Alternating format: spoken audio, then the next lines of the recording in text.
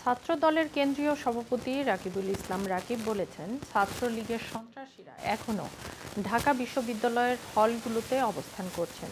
তারা যে কোনো সময় যে কোনো ধরনের অপরাধ করতে পারেন। মোহাম্মদ ফারুক মিয়ার রিপোর্টে দেখুন বিস্তারিত।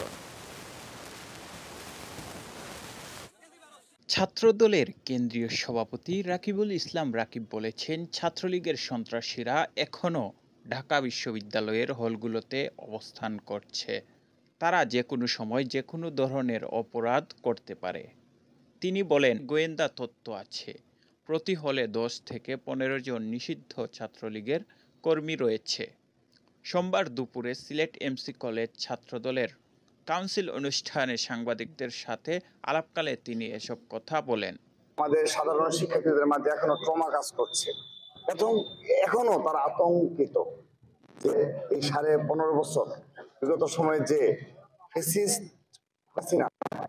সহযোগী সন্ত্রাসী ছাত্র সংগঠন ছাত্রলীগের যে ছাত্র রাজনীতি নামে যে সন্ত্রাসী কার্যকলাপ দেখে এসেছে, এগুলো আবার চালু হয় কিনা, কিংবা সেই ধরনের সামান্য নমুনা ছাত্র রাজনীতি নামে কোনো সন্ত্রাসীরা চালু করে কিনা, অবশ্যই তারা এখনো তাদের মধ্যে সেই আতঙ্ক রয়েছে এবং ট্রমা কাজ করছে।